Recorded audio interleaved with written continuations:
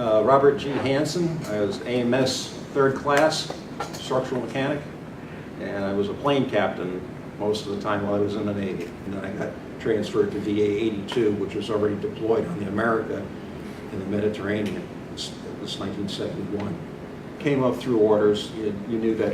In fact, I think I was only supposed to be in the 174 for a year, but then I got extended in there, so it wound up being 2 years before I got transferred. And you knew that after that 2-year period, you were going to get orders to a C squadron.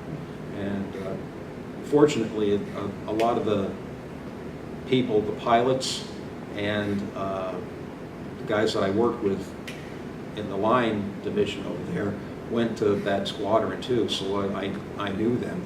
So that was, it was like bringing friends along that you already knew.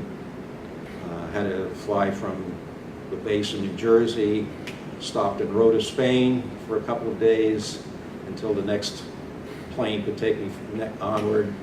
Went to Naples, Italy, to the, I don't know, it was a NATO base or whatever it was there, and stayed there for a few days, and then finally got the flight on to Rhodes, Greece, where the ship was.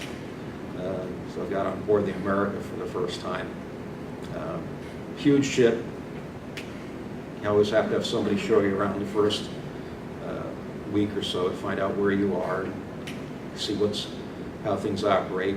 And I had made on a couple carrier calls in the training squadron. I'd go to Pensacola on the training ships, and the pilots would get qualified for landings and takeoffs in the Gulf. So I had been on the small carriers, either the Lexington or the Intrepid was a training ship at that time. And so I had not a whole lot of experience working on the flight deck. So when I got to the America, you always get a plane captain that's been around before, and he shows you, where everything is and how things operate on the flight deck. And because I was already trained in the training squadron, I worked on the 4 different versions of the A7. There was the AB, the C model, and the Echo model, which was the newest, had the newest electronics and weapons delivery systems on it.